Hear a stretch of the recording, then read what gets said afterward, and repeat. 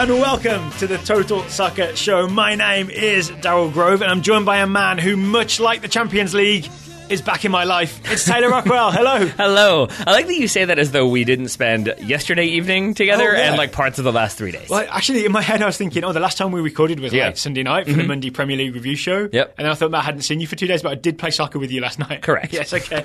We're not here to review that game. No, we're not. I mean, we did do that earlier, but not on mic. We're here to review the Champions League action of Tuesday and Wednesday. It's back. You excited? I'll say this. It took me by surprise. I looked at the Premier League sort of fixtures for the weekend, and I started reading some reviews, and they're talking about, and then of course they've got Champions League on Tuesday. I was like, you forgot? What? Yeah. But it's back. Exciting? Yeah, I mean, absolutely. I mean, for me personally, Man United, that's exciting to have them back in the Champions League. But it was exciting just to see. What are you going to do on Thursday afternoons these days? Watch Arsenal, I guess. Oh, no. Stay with us, Arsenal fans. Stay with us. Sinister laughter. But I mean, and just some of like the big matchups, and to be honest, some of the big results. There was definitely some surprise results in there, I have to say. Maybe not a surprise, but a big result was PSG Celtic. We'll get to that later. But let's start with the game that was on TV today, the day we recorded. It was on Fox Sports 1. Spurs 3, Borussia Dortmund 1. Yeah. I was going to say neither team was at home because this was at Wembley, but I think this is the day Spurs made Wembley their home. For now. Yeah. Yes. They sort of decorated, put some furnishings in there, and they're like, we could live here. For a while. I think they made it their own. But to steal a joke from you, and we're going to get into this by doing thumbs up, thumbs down review. Yes, that's our new review method, thumbs up, thumbs down. Thank you, Romelu Lukaku. I'm going to say thumbs up or down, depending on your perspective, to the near post. Because Roman Bürki beaten twice at the near post by Spurs. I want to say Bürki would give it a thumbs down. Yeah. But would underestimate how far away it was. Yeah, exactly. Would leave too much space so that Son and Kane could fire shots past him at the near post. Yeah, I mean, he was certainly hung out to dry a little bit by his defense and also just kind of the ruthlessness of that Spurs counterattack. We can talk about that in a second. But basically both goals coming from the left-hand side. First two goals, and just fired in at the near post. And Bürki, I really did seem like maybe thought he was kind of hugging the near post when in fact he was about 2 yards away. I wonder if this is... We've watched quite a bit of Dortmund, right? But I've never noticed this before. I wonder if this is a Bürki thing where he doesn't get his near post close enough. Or is he the one that has got the Wembley dimensions wrong? There it is. That's the joke. I mean, it could be. It might also just be that he was like, there's no way they're shooting from that angle. I'll cover middle of the goal and then I'll collect that ball cleanly, or I'll be in a position to collect the cross. And instead, he was beaten at the near post. So let's credit Spurs then, because both these first two goals, which is really, the two goals that put them ahead, in the first 15 minutes, and Dortmund scored in between, but the first two goals in the first 15 minutes were weirdly similar in that they came from Spurs' big defensive clearances that were met around the halfway line on the left wing by a Spurs player, then a quick exchange of passes, then a Spurs player is in that inside left channel, and then they beat Bürki at the near post. Yeah, there's no messing about. Very different, but very similar. Like different players involved both times, but different, but very similar patterns of play. Yeah, absolutely. I mean, so to the first one, Son's goal, it's cleared out. I think Son wins the header, heads it back to Christian Eriksen. Eriksen fires into the feet of Harry Kane, and credit to Harry Kane here because he gets the assist. And I would say this is almost as impressive as his goal, and it's only 2 touches, but it's that same thing we talked about with Kevin De Bruyne earlier when we did the Premier League review, that it's like 1 touch to settle, 1 touch to pass. There's no real delay. He gets it off immediately, and it really catches Dortmund on the break as a result. But it's really, I think the phrase you used when we were watching was he opens his hips. Yeah. Because that's what it's really all about, right? Is that as he receives the first touch, he's sort of opening up and changing, his passing angles suddenly increase massively in front of him, instead of him just being forced to give it straight back to Eriksen. It's the type of first touch that if a youth team coach who'd been working on first touch with his kids saw one of them do, he'd lose his mind. Because it is like receiving and turning, but putting yourself in a position for your second touch to be a perfect pass. It's an excellent bit of skill from Harry Kane. And the reason I wanted to focus on those 2 goals, though, is almost the tactical element of it, which is Spurs kind of forced Dortmund to kick. They got a lot of men behind the ball. They sometimes had a back 5 because they were 3 centre-backs, right? 5-4-1, yeah. Sanchez had joined Alderweireld and Vertonghen. They essentially forced Dortmund to go down the wing. They win it back there, and then they clear it, and then they counter really quickly once it got forward, and Dortmund just weren't ready for it either of those 2 times. No, and then I think they also weren't ready for the physicality as well, at least for that second goal. Because the Harry Kane goal. It's the same thing you're talking about, except this time it's cleared, and it's just Harry Kane settles, and then Harry Kane goes. And he rides the challenge from... Dahoud and Socrates. Socrates, I think it's Nuri Sahin as well. I think I told you it was Mahmoud Dahoud, and then we watched it again. Yeah. It was Nuri Sahin. So first Socrates. You put that one on me. And then Sahin. Yeah. The interesting thing to me is technically, Harry Kane receives this ball at the halfway line and runs in on goal and then beats Berkey. And when you imagine that, you imagine like a Timo Werner pacey breakaway type thing. But it's really more like a bulldozing his way straight down the field type situation for Harry Kane. Yeah, it's like the Raid. Like if you've seen one of the Raid movies or movie franchise where it's basically just fighting nonstop through hallways. It was that. It was just him grappling the entire way and then eventually emerging victorious. But I think it's really interesting. Also, you should watch The Raid. I've literally never heard of it until right now. That's troubling. Is this a recent movie? Yeah, I think it's from the Philippines. I could be wrong, but it's very, very good. I could be interested. It's the kind of like self-contained action movie where it's similar to like the Dredd remake, if you saw that, which you probably didn't, but that's great too. It's just like in one building, all the action takes place. So you're kind of fighting your way out of a building. The Judge Dredd movie. The new Dredd movie, yes, not Judge. Yes, okay, but no, not to be confused with Sylvester Stallone. That's all I'm saying. I've seen that where it's all in the sort of tower block. Yes, exactly. We have got sidetracked. No cod pieces here. That's all I'm saying. So this Harry Kane goal, I'm really excited about it as an England fan, and I think Spurs fans should be excited about it. I know people have seen this before, but it's him proving that it doesn't matter that he's not fast. Because much like in Jurassic Park, life will find a way. Harry Kane, there are definitely moments when you would think, he's got to try and accelerate past that last defender. But he sort of doesn't. He can just sort of use his intelligence and his sort of he knows the angles in a way that he just makes enough space for himself to shoot without ever having to beat anyone in a foot race. First of all, you've won me over with the Jurassic Park. Right away that works with the reference. I would also say that you could have gone with the running away from the T-Rex scene where objects in the mirror are closer than they appear. Because I feel like maybe Dortmund just didn't realize how strong and relatively fast Harry Kane was that he closed that distance. He also has a great shot on him, right? So Harry Kane is closer to goal than he appears. There you go. Harry Kane is closer to shooting range than he appears. There we go. We nailed it. We're good. So my question then is, the man that I feel like, the reason why you probably watched this entire game is because Christian Pulisic was starting for Borussia Dortmund, or Pulisic, if you want to go that route. All right, then I'm going to say thumbs down to Guy Mowbray. While you were out of the room I looked up who this was. Okay. Guy Mowbray was the commentator. He's an English commentator. And he called him Christian Pulisic the whole time. Mm-hmm. It's worth noting that the correct Croatian pronunciation of P-U-L-I-C-I-C, I-S-I-C, is Pulisic. Mm-hmm. But Christian Pulisic himself, because he's raised in the United States, his family says Pulisic. That's why we all say Pulisic. So correct? My assumption is that I think earlier in the week, UEFA put out a pronunciation guide for every single Champions League team, and it had it as Pulisic. But I would just wonder if, because we've been burned by UEFA pronunciation guides before, if Guy Mowbray was like, nope, doing the opposite, don't trust you. Yeah, UEFA, I'm never calling him Emil Forsberg. I forgot about Forsberg. But we Giant Purple Lion on Twitter, I enjoyed his or her increasing rage with Christian Pulisic being called Pulisic, and then also Socrates, the announcer, knew how to say his name, went out of his way to say Socrates Papadopoulos, or however you pronounce that one. Papastatopoulos. He had clearly researched saying that and was really keen to trot it out every single time. And it was kind of funny the first 3 times. Mm-hmm. That's kind of a comedic rule, right? 3 times is kind of funny, and then unless you're like Stuart Lee or someone, you can't keep repeating the same thing and be impressed. In the end, it just takes up way too much time. Yeah. You know what I mean? It's distracting. So thank you to Giant Purple Lion for that, and thank you to Trent Larson for making that point about Socrates, because that was definitely what put that in my head, and then watching the highlights that we watched, it was pretty obvious. What do you think of Pulisic's performance then?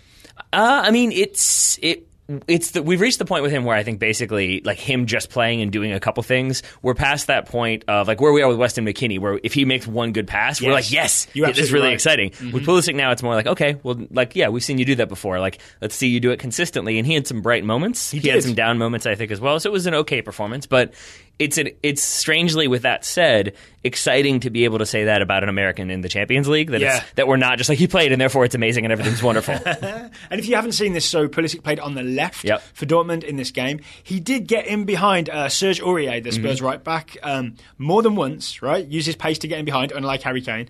And then instead of shooting near post, I guess because Berkey's not in goal, maybe none of the Dortmund players like to shoot near post, and that's why Berkey has no experience with it in practice, because he would constantly try and square it across goal for Aubameyang, and it just never quite made it. Toby Alderweireld would get a toe in, or for some other reason it wouldn't quite get there.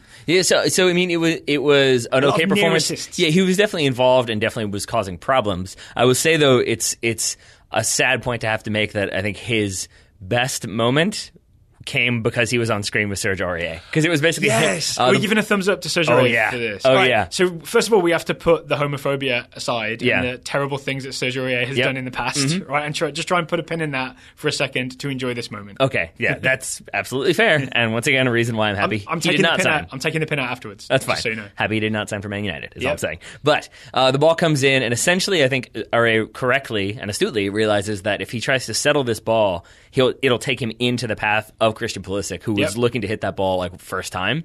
So and maybe a penalty, maybe some sort of like collision, or maybe Pulisic just comes away with the ball. That would be, I think, probably the most worrying outcome there. And so this is Dahoud has like hooked it in, right? Yeah.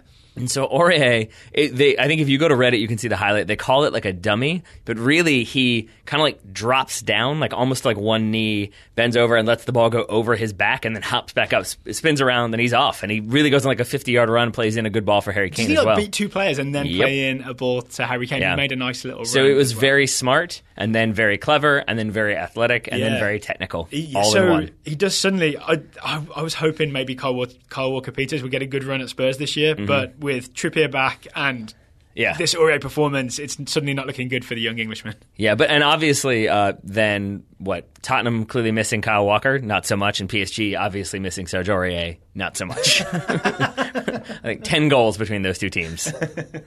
Anything else from this game? I want to give a quick thumbs up to Kagawa for the flick, to Yarmolenko for that wonderful goal that briefly equalised for Dortmund. Yeah. It was a nice layoff, and it was a really nice one-touch shot from Yarmolenko outside the box, bends it into that side netting at the far post. All right, so Son scored that first goal. Yeah.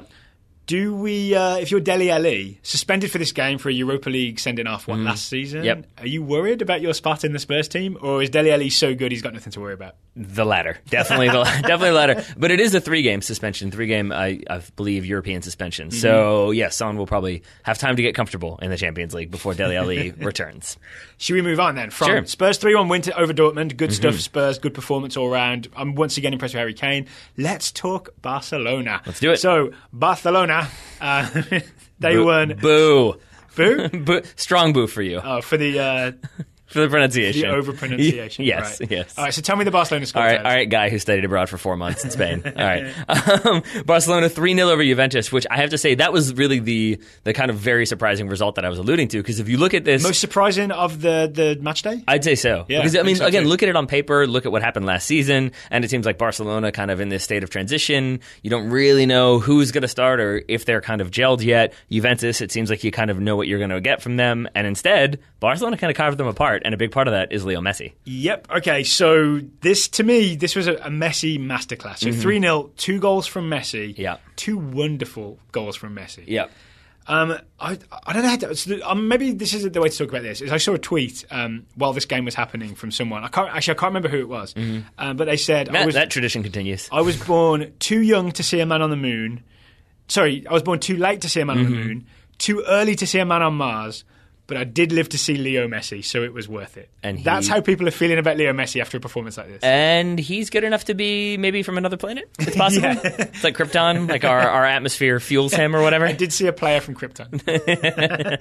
All right, so let's do the thing that I feel like we do this once a year on the Total Soccer Show, which is to check in on Leo Messi and just have a think about... He's still good. Why is he so good? Sure. So instead of just the, he's magisterial type thing, what is it about, particularly, because to me, this game, and specifically the 2 goals, encapsulate why I think Messi is so great.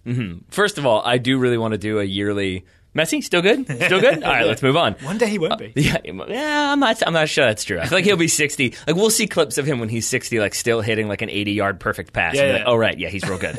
I think, but to your point, I absolutely agree that both of these goals, because they're very similar at times and they're very different at times. They're both finish in the same spot, right? Yeah, but one is sort of he picks out a spot off of a really clever 1-2 with Luis Suarez in traffic, gets through people, but then even at full speed is able to hit this sort of placed laces shot into perfectly into the side netting. Placed with pace. Yeah, exactly. Placed? There you go. And then with the second goal, I mean, it's similar, but it's a rocket, I would say, to the back post. But that comes about from a really clever, basically dribbling sequence sequence where he keeps just using like a few touches. Yeah. It's not like a lot of step overs and tricks and flicks and like what have yous, but it's just like little touches, and keeps finding himself in a position where he can create a little bit of separation, keep the ball under control, set himself up perfectly to get that shot on frame. And I think the one that you really noticed, because we watched this one in not exactly slow motion, but just like clicking forward, was Messi versus Alexandro. He's the Juventus left back for the second goal, for Messi's second goal. It essentially takes one touch to go one way, but then one touch to go the other way to leave Sandro behind. But, and this is a point you made, so I want to credit you fully with it, when he takes that second touch to get away, most players, like, that's their plan the whole time, right? Is to go fake this way, go that way, leave him behind, then see what happens. Yep. But maybe the reason Messi is so efficient and so ruthless is that there's like a bigger plan in his head. Is I'll go this way, I'll go that way, I'll push it this far forward in front of myself, which will put me at this angle, and then I'll be able to strike it at this angle, past that goalkeeper. Oh, it's Gigi Buffon? I'm not worried. I'm Leo Messi. Bottom corner, hooray. Yeah, I mean, I genuinely think he's able to process all that information in what, like a quarter second or whatever it might be. Because, if you're taking on a defender and you're trying to beat them with a dribble, if you're trying to beat them with pace, you're going to try to get around them, and then you're going to try to figure out what you do next. So even if you got by, now you're one-on-one with the goalkeeper, now you got to figure it out. It's like he's playing a video game, like, and he's already planned how he's going to get through the level and beat the boss at the end. I got another one for you. It's like he's playing speed chess against somebody who's playing regular chess. So it's just sort of like, and here's my move. Click, I'm done. Like, oh, okay, that's it. Okay. But Does he get 3 moves at once in that scenario? Probably. He pulls that off somehow. Because even with that like last little touch that he uses to create separation, he also puts himself in a position to, as soon as he can strike the ball in the most comfortable of like body positions, that's when he hits the ball. Yeah. Like it's exactly spaced so that he hits it right away. Perfect, right? Yeah. His technique and shape always looks perfect when he strikes. You never see him like scrambling for a ball and just reaching for it. No. At least not in this game. No, you don't. And I think another big part of that is because he is short and he is wide. So he's at the low center of gravity. He's hard to knock off the ball, but he's still very fast. So he can accelerate. You just see those moments, right, where he like the Suarez 1-2 for his first goal, Messi's first goal. The way he just kind of plays that ball into Suarez and then is suddenly parallel with Luis Suarez out of nowhere, he has that ability to just have those few quick steps and get into a new spot before anybody can really realize, oh, wait, Leo Messi is now in scoring position. That's in a really tight space as well, right? Messi and Suarez pulled that off in like 5 yards of each other. And beat 4 or 5 players with it at the same time. 5 Juve players seem to be just taken out of the play. The packing stats on that would be pretty impressive, I believe. And so definitely thumbs up to Leo Messi, thumbs up to Luis Suarez for like the quick thinking, good combination. Yeah. I'm going to say thumbs down to Mehdi Benatia, because the other thing you kind of can't do... For not being Bonucci? Yeah, basically. The thing you can't do, especially against Barcelona, is give them any opportunities, because they will take those opportunities and be ruthless with them. I mean, I'm sure he knows that. And I can't remember if it was for the second or third Barcelona goal, but Benatia basically steps and tries to clear a ball and really just whiffs it, and it goes straight to Barcelona. They go right back down and score. And it's definitely his fault. I think it's Messi's second goal comes about from that. So it's definitely some sloppy play from Juventus in a way that you don't usually expect from the Italian giants. What do we make of Ousmane Dembele? So he was there. He was there, right? So both of these Messi goals that we studied kind of hard certainly existed on the field. Dembele's kind of just hanging out on the other wing, right? Or not on the wing, sorry. He's in the box, but just kind of standing around. For the second goal, he's very much offside. Yeah. And so I haven't seen the full game. He could have tortured Alexandro the whole game. Like he loosened the cap and it was Messi just pulled the lid off. But I from what we saw, Dembele didn't look too effective here. No, and maybe that's just a product of like, recency. They haven't had the time to gel the way MSN did. But yeah, to your point, like when Messi shoots that ball, Dembele has run 5-10 yards offside. Like that's something that you have to believe Neymar would probably know how to hold that run. Yeah. Or I think maybe you could make the argument that Dembele was trying to draw somebody with him. Maybe. None of the defenders went. I think like Neymar would have maybe known how to like step into space or block or occupy a defender that would have caused further problems. Argue with a teenager. More on that later. Or that, yeah. Or that. Have you heard the new Barcelona front three being called LOL? No. So it used to be MSN, Messi, Suarez, Neymar. Yeah. And BBC at Real Madrid. LOL is Luis, Ousmane, Leo. Yeah, I don't know if I like it or not. I do not. But I did laugh out loud. Yes. So there's that. Yeah, I think it's because I recently watched the Curb Your Enthusiasm episode where he has to tell the woman to stop saying LOL and just start laughing. Yeah. And so that really, I've had that same experience once. And so it kind of, LOL hits me the wrong way. Final note on this game. This is specifically for Evan Cameron. I don't know if you saw this tweet, Taylor. Evan Cameron, I will have this noted in this Barcelona 3-0 win over Juventus. Gerard Deulofeu literally did not put a foot wrong. Okay. No misplaced passes. He wasn't tackled once. Held his position on the bench perfectly. There it is. For 90 minutes. Flawless performance from Deulofeu. Yeah. And moving on. Is that you maybe conceding a point there? Did it sound like it? A little bit. One team that conceded points was FC Basel. Yeah, they did. They played Manchester United and lost 3-0. Maybe can I do the thumbs up, thumbs down for this? Yeah, absolutely. Since you spend a lot of time thumbs up and down for Man United. I don't know what you're talking about. Thumbs up for Manchester United's aerial bombardment. Yeah. So headed goals from Fellaini after coming off the bench for the injured Pogba, another tall guy. So Mourinho just replacing tall guys with tall guys. Lukaku also scores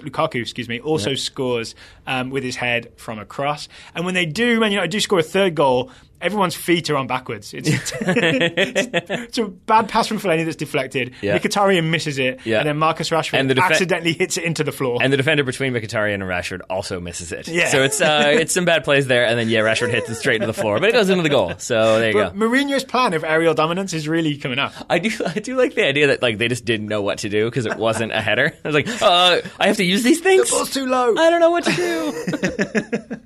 I'm going to say thumbs down to pundits who care about people's hairstyles. Can I add that? I don't know. Did you see that whole thing this week? I can't remember if it was Graham Souness or there was another pundit basically just saying that Paul Pogba spends too much time worrying about the salon and he's too much of a YouTube star. He doesn't know how to be a practical. Who said that? I think Graham Souness said the YouTube thing. I could be wrong on that one. But then there was another pundit who went on a long rant about how Paul Pogba has red hair. That's ridiculous. And it's just a guy finds time to get a haircut. Not a big deal. You got a haircut today. I'm not coming in and being oh, Mr. Big Shot, getting your haircut. I get that it's not the style that you would go for if you are, I assume, a 50 or 60-year-old British man. But still, I don't really care what you have to say about that. It's not that big of a deal. Yeah, there's a lot of... I want to say there's so much soccer coverage in England, especially there's so many channels, right? You can be on BBC or BT Sports or Sky Sports or the many channels. There's almost an overemployment thing going on. Yeah. Where every ex-player and newspaper columnist and presenter has plenty of work and plenty of tournaments to cover, and they have to find things to say, and they have newspaper columns as well. So maybe there's just a lot of people with a little too much to say because there's too much air to fill. Yeah, but I want to ask you... Except the guys with the podcast that go 5 times a week for an hour each time. Don't give away secrets. But my question for you, and I'm probably kind of pulling this out of nowhere, but I'm just curious. Do you think there is pressure for players so say Alan Shearer, we were talking about this last week with the Sadio Mane red card, that he was sort of yes, in the spirit of the game and in the modern game and modern rules, it's he had that very kind of sarcastic intonation that yes, I guess that's a red card, but in my day it never would have been.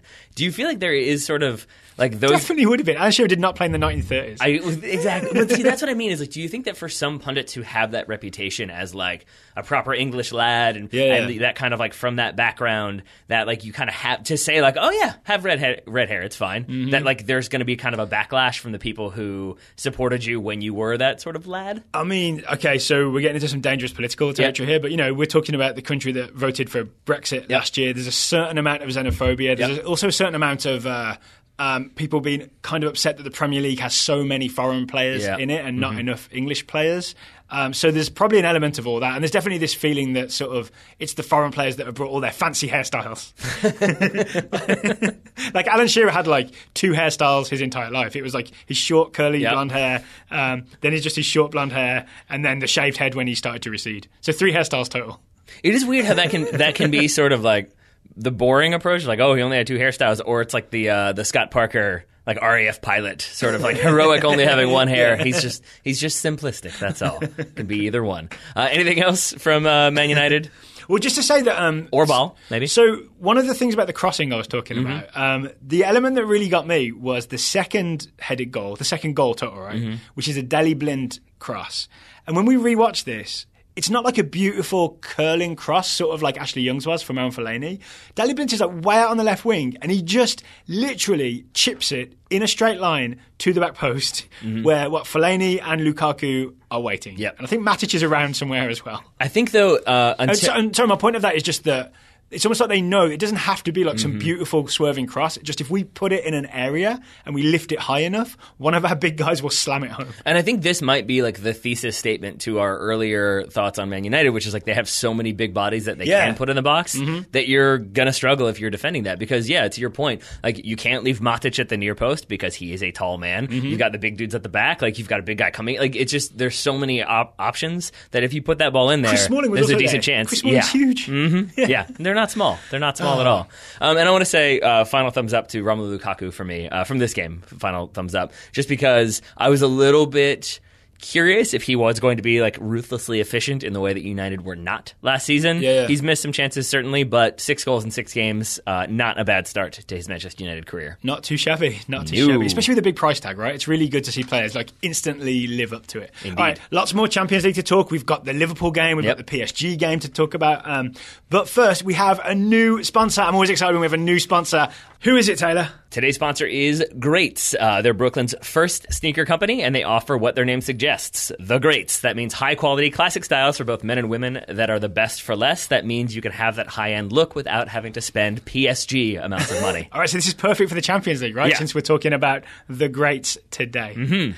Is this our first ever sneaker sponsor? I don't believe we've ever done this before. Believe it is, yes. Yeah. All right. This is. I think this suits you more than me, maybe. I feel like you're a man who pays attention to his sneakers. Yeah, absolutely. Yeah? I definitely do. Would you go sneakerhead? No, gosh, not quite? No. I also said, gosh, wow. No, no, I'm definitely not. I mean, I wish I were, but that requires money and a lot of like attention to detail. Those are two things I don't necessarily have, at least when it comes to shoes. But no, I love a nice new shoe, and I love not having to spend millions of dollars to get a nice pair. And that's exactly what Greats offers. So thumbs up to the Greats. I would say so. So what we're going to try to do now, since we're talking the Champions League, we're going to look at all the shoes they have on offer. There are many. We're just going to try to figure out if we were to buy a Champions League player a pair of Greats, what would we go with? Daryl Grove, what have you got? I've gone straight to the premium collection. All right. Because that's how I roll. And I've looked at the Royale Highs. All right. The Royale Highs.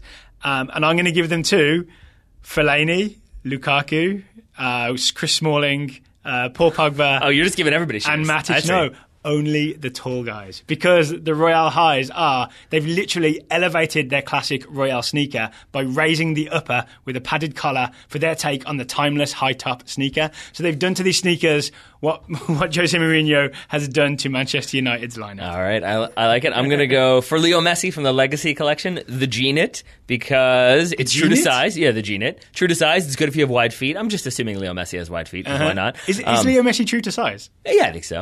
I mean, in the sense, well, no, I guess he's a surprisingly small package. That's what I'm going to say. And maybe that's the G-Knit as well. But also, from their description, the G-Knit is informed by the philosophy that you don't need a bunch of complicated tech to make a great shoe. Leo Messi isn't complicated. He just gets right to it. Oh, like we talked about earlier, right? Just efficient and straight in there. So they pared down the G-Knit to the essential parts that ensure a precise yet comfortable fit and a substantial sole for stability and traction. I mean, all of that is what Leo Messi does on a daily basis and what he needs. So I'm giving him basically non-studs, non-cleats to wear, but that kind of reflect his overall playing style. And if flats is the word I was looking for. Flats, all right. If we sound a little excited about sneakers, it's because we've got Greats have sent us some sneakers. They have. They haven't arrived yet. I'm anxiously waiting for them to arrive on the doorstep so I can slip them onto my feet. I'm so excited. I'm knocking stuff off my desk. But best of all, TSS listeners can get 15% off any order by entering the promo code Total Soccer Show, all one word, all lowercase, at checkout. So you go to greats.com, find the footwear that makes you feel like Paul Pogba without having to have his weekly wages, because who does? And enter Total Soccer Show, all one word. At checkout, you'll get 15% off your order. That's greats.com. Guess where the link will be, Taylor? I'm going to guess in the show notes. Yes. I have no witty joke there. I'm just going to go straight for it. Should we get back to the other greats in the Champions League? Sure. So what did I promise before we did the ad break? I promised Liverpool, right? Yeah, you did. Let's Liverpool, get to it. Sevilla, it finished 2-2. Where your thumbs going, up or down, and who for? Down to Dejan Lovren for his defensive just prowess. Because he's to blame for both of Sevilla's goals? Yeah. And one of them twice? Just that little reason. Yeah, I mean, their first goal, it's basically Lovren completely whiffs the clearance. Oh, but it's not just that, right? So he whiffs... Right. Okay, so the ball comes across the box. This is the Ben Yedder goal for Sevilla, right? It's the ball comes across the box from Sergio Escudero, and Lovren misses it, and it goes to Yedder, right? And that's bad enough. But then you realise when we rewatch it that Escudero should have been caught offside, but Lovren was sitting deep. He played him onside as it went out wide. Yes. So that's not great. Oh, Lovren. Then, for Sevilla's equalizer in the second half, basically, Sevilla have a throw-in, and it is, I believe, Muriel, second half substitute, kind of drifts across. 20, right? Yeah, drifts across and finds himself completely open with nobody around him. Part of that is because Dejan Lovren, who was like theoretically paying attention to him, just kind of stops, looks at the throw, isn't really paying attention to the wide open player who has time to turn, go at the defense. Dejan Lovren then doesn't really even close it down, so he doesn't really do anything to help stop Sevilla from scoring, and that's why I would say it ends 2-2. And so, some credit to Muriel for this, right? Because he does that clever thing where you sort of don't let anyone stand next to you. You sort of stand in between people, so no one's technically marking you. But the reason I think we both blame Lovren is because, one, Lovren was closest to him. Two, he was not marking anyone. And three, he was easily within his field of vision. Yep. If he'd had the presence of mind to look around. But instead, Sevilla just take the throw in quickly. Muriel receives it, turns, and plays in his teammate for the goal. And I was texting with Korea scored the goal, right? Yeah, and I was texting with a buddy of mine who's a Liverpool supporter, and he basically said, like, don't text me anything about the game because I'm going to watch it later on. And I said, like, oh, that's a shame they've already conceded 8. And his response was like, I believe it, our defense is not good. And here we are. So here's my take on Liverpool's defense. Joel Matip is an excellent defender. I'm very impressed with Joel Matip.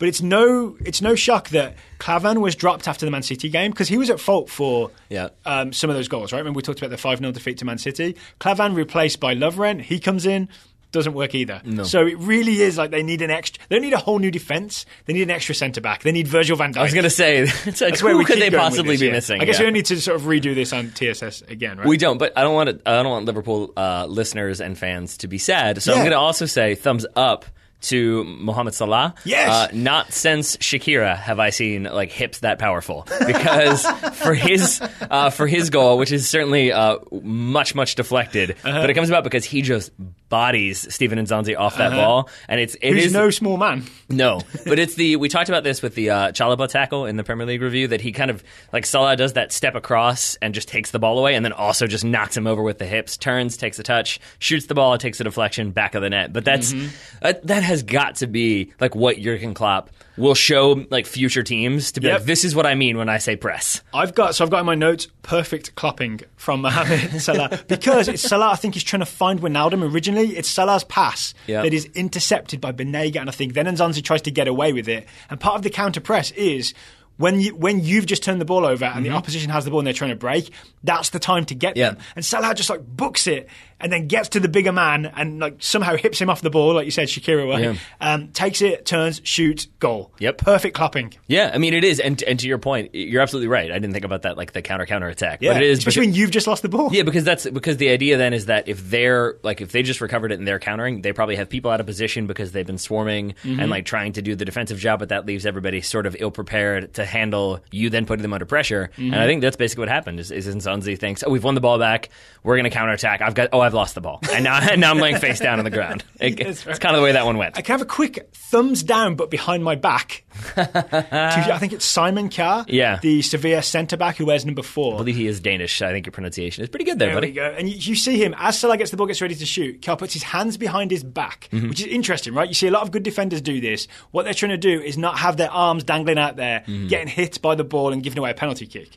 But he takes such a weird stance with his hands behind his back and like legs kind of spread kind of wide, that he's just in a position where you're not on your toes, you're not able to react, you're not able to move. That's why he ends up just flailing a leg at this ball, because he's got this weird stance with his hands behind his back. Again, it reminds me of coaching kids, where you're like, remember, what does that mean? The Oasis singer, how he would do this into the microphone. Oh, okay. Yeah? I gotcha. Certain people will get that. Yeah, I'm with you. I feel like maybe that's stolen from Mick Jagger, just saying. But it reminds me of like when you teach like little kids, like, okay, don't handball the ball, and when they're shooting, like you can't put your hands in the way, and so you teach them to do that, like hands behind the back. Yeah. But then they just, like, that's all they remember, so then they just run around the field with their hands behind their back. Like that's what I feel like happened with Kjær for a second there. Well, you saw as Salah was about to shoot the first time when he was as he was trying to pass to Wijnaldum the first time, Kjær gets his hands behind his back there as well. So he's got this habit of hands behind his back. I will not handball. It is not working for him. Yeah, I might concede, but not through I'll handball. deflect it past my own keeper, then look at him like it was his fault, but I will not handball. Yes.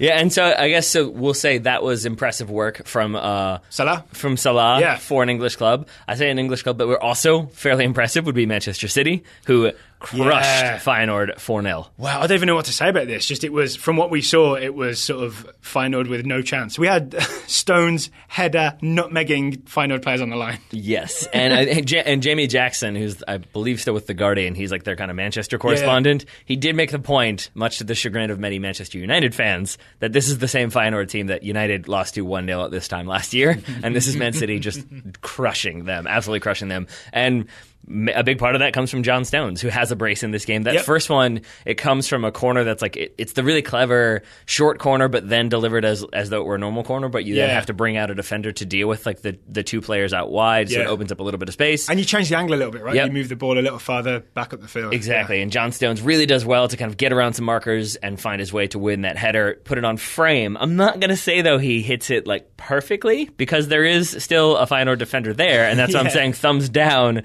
to Tony Vilhena, I think is the pronunciation. Basically, he is the one who I think is marking the far post. He gets nutmegged, goes between his legs. Not great. I mean, that far post didn't go anywhere, though. It's true. He kept hold of it. I guess he did better minding the post than certain other people, namely Roman Berkey. But still, that had to have been pretty embarrassing. And Man City just looked kind of totally dominant in this game. Yeah, big win for Man City. Another British team not doing so well. Celtic. Ooh. Celtic hosted PSG. For a second, I thought we were transitioning to Chelsea, and I was like, they won 6-0. Oh, Chelsea did fine. Do you want to talk about Chelsea? Yeah, let's do that real quick. That Zappacosta goal? Just that, I got to say, credit to him, because when I first saw that, I just saw the highlight, and I was like, that's an amazing goal. Like, I don't know how he spotted this, but he picks up the ball, maybe 20, 30 yards from his own goal on the right side, dribbles all the way down until he's about 20 or 30 yards from the Carabao goal, and then puts it in, crosses it over, hits it side netting. It's a beautiful goal. But then you find out he didn't really mean it. Yeah. And it's to his credit that he immediately owned up to it, that I was definitely trying to cross. So thumbs up to him. Thumbs up to him, especially because, as you pointed out, the replay shows him obviously trying to find a player at the back post. He's looking for a player, finds somebody, then puts his head down, crosses that ball, but it ends up being a shot. So if he had said directly at Pedro. Oh yeah. When he looks down at the ball, then he puts it in the net. So if he had said no, I was totally shooting the whole time, then it'd be like, the footage maybe tells a different story. Yeah, there'd be some contradictory evidence. Yeah. So well done to Chelsea, 6-0 win over Karabag. I guess Karabag, best of luck the rest of the Champions League season. Yeah. It's hard out there, right? Yeah. So who we just talked about? PSG beat Celtic 5-0. It wasn't pretty. Brendan Rodgers, the Celtic manager, afterwards said, we played like a bunch of under-12s. Yeah. That's fair. I mean, it's also kind of not fair that you have PSG playing against Celtic, because what's that? Two European teams in the UEFA Champions League. Yeah, but you know what I mean. Like, look at Celtic. Come on now. And I don't. Celtic fans are going to be not happy with this, Taylor. That's not even what I mean, because I don't mean that Celtic are bad. I mean that Celtic, they don't need to spend PSG amounts of money to win the SPL. They still don't really have any sort of consistent, legitimate competition. So now you've made Rangers fans angry. I mean, that's fine. Don't lose the league by 20 points. You can move on to Hearts fans next. Yeah, sure. I mean, you can tease me all you want. You know exactly what I'm getting at here. If you basically have to install a postseason playoff sort of thing because the league is so imbalanced, you kind of know what's going on there. And so then I think that you then put them in a position where they're playing PSG, who spent all the money. It's not really going to go too well, I think, from the start. So, Celtic aside, because Celtic do have Champions League ambitions to compete in the Champions League. That's not what happened to them. Last year they competed with 3-3 draw with Man City, I believe. Yep. I mean, obviously they can. It kind of felt like this was the game where you were reminded of PSG spent lots and lots of money. Yeah, so to your point, this is basically Neymar and Mbappe's Paris Saint-Germain coming out party, right? And they both ended up on the score sheet. Yeah, they did. But even you look at Julian Draxler, who was brought in January of 2017, doesn't start, comes in, gets a goal. Yep. It just felt like all of their signings were sort of decided, you know what, we do need to make a little bit of a statement here. And I do wonder if, and we talked about this off air, that again, PSG, it doesn't feel like it's going to be that dissimilar from the SPL this season for PSG, that I do think they'll probably win Ligue 1, at a canter. But then, to your point, you have to worry about the Champions League. And I do wonder if Unai Emery was sort of we are making a statement early that we are going to be serious contenders for the Champions League this year. I agree, but it's hard to do that until the round of 16. Right? That's when it really happens. But I guess all you can do is bang a bunch of goals in the group stage. Yes, and then maybe have some of your players get banged about as well. Yeah, so this is... I genuinely don't know whether to go thumbs up or thumbs down on the young right right back. I can't remember exactly how old he is. I know he's a teenager. Ralston for Celtic. He was wearing like number 50-something. Yeah. Really like muscly young guy who was tasked with marking Neymar Jr. And I'll put it this way, you know who loves him? Alan Shearer and all those pundits that we talked about before. Why is that? Because he's got that sort of like when he gets the yellow card for crushing, I think, Thiago Motta. Yeah. He then turns and like G's up the crowd, and it sort of was like, dude, you just wrecked somebody. You wrecked somebody and you're losing 3-0. Yeah, it was definitely that sort of like, British. So what? spirit. But what do you think then? How do you feel about Ralston sort of getting roasted by Neymar because Neymar's a much superior, more experienced, more skillful player, and then sort of responding by going around knocking Thiago Motta over? I mean, I understand it. Like, I understand that you're trying to kind of pick the team back up and to get everybody going. But you've also got to recognize that you're 3-0 down at that point where he starts kind of having some words with Neymar. And, like, you're just never going to win that because all they have to do is point at the scoreboard, which is exactly what Neymar does, and hold up 3 fingers because at the time they're losing 3-0. I've just remembered there's also that first goal, which Neymar scores. There's a thing where Neymar starts to make a run in behind Ralston, and Ralston stares at Neymar the whole time. Yeah. Or not the whole time, but for way too long, to the point where he doesn't even see the pass coming because he's too busy watching Neymar. So he ends up just paying very close attention to Neymar running past him and receiving the ball. And then does he try to pull him back and like can't? He like makes a couple of grabs. And everybody like whacks it away like, no. Yeah, Neymar whacks him away. You may not touch me. And then Ralston ends up running behind Neymar with his hands in the air as Neymar scores. Yeah. Yeah, it was, I mean, just a terrible sort of welcome to the Champions League for a teenager, I think. And then Neymar won't shake his hand after the game is the big thing. Yeah. 18, by the way. I went and checked that while we were talking. I see. Yes, and you do wonder if there's like a chance that a couple years ago he had like a Neymar poster on his wall. Like, maybe one day, and then this is how it goes. Maybe one day I'll try and foul him in the area and won't succeed. Yeah. But with all that said, I do want to say PSG, pretty good. Pretty good. Oh, can we focus for 1 second on the handshake? Sure. So Neymar refused to shake hands with Ralston at the end of the game. I think Ralston also, there was a story that he was trying to swap shirts, which I would understand because how often do you get to play against Neymar, right? He's not going to sign for Dundee. So what do you make of Neymar's refusal to shake hands?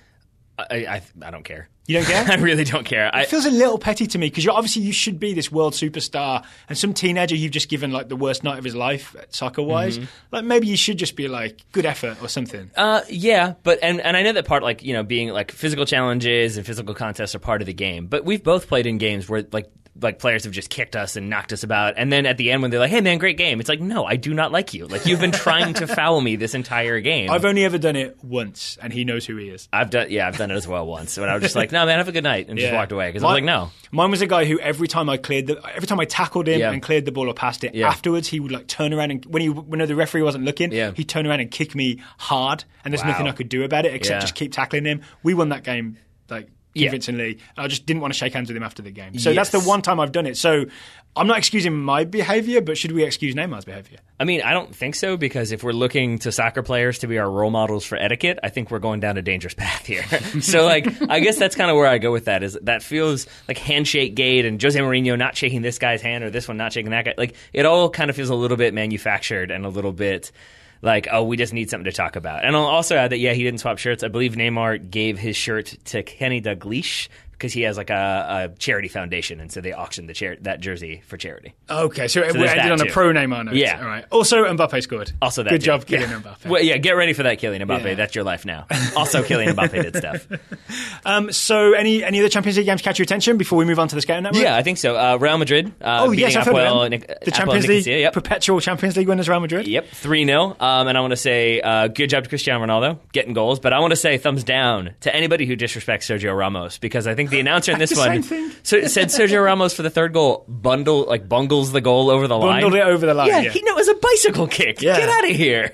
Like, I mean, that guy should not do radio commentary. No, he should not. I mean, certainly, like, it's not like the majestic, like, flying 6 yards in the air to hit it, but I mean, it's an overhead kick, and it has all the familiar symptoms of a bicycle kick. Yeah, it's a full bike. It's not one of those like half like leaning type ones. It's a full bike from Sergio Ramos, centre back. Yeah, and puts it in the net, and then shows off his thigh tattoo. Like, thanks, Sergio. But side note, Sergio Ramos also, I believe, the best at hands behind the back, no handballing, and still maintaining good defensive posture. Sergio Ramos is the best at a lot of things. He is the best at a lot of things. You can add that on the list. And maybe bicycle kicks as well.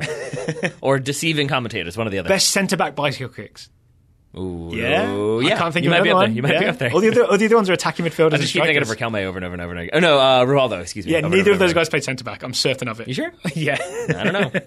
Wayne Rooney? All right, there's our Champions League roundup. If we didn't mention your team, it's because we definitely don't like them and we go out of our way to not mention them. Not really. That's not what really happened. It's just that there's only so much we can try and watch. Like I said, I think I said on Twitter today, we are but two men with 6 eyes. Correct. Because I wear glasses. Yes. But we do have other people out there watching other people for us. Yes, we do. In the form of the Total Soccer Show Scouting Network. So thanks to the Scouting Network, Yep. we actually have many, many eyes. We sure do. 1, 2, 3, 4, 5, 6, 7 reports to get to today. Daryl Grove, would you like to go first? All right, so first exciting young player we're talking about today is scouted by Andy Hollums, who is scouting Julian Green, 22-year-old American attacker for Greuther Fürth. Andy says Green started, hooray, and played, hooray, the full 90, hurrah. Time is of the essence, Daryl. In Greuther Fürth's 1-1 draw with Dynamo Dresden this weekend. Only one game in, but maybe this move will work out for Julian, at least in terms of playing time.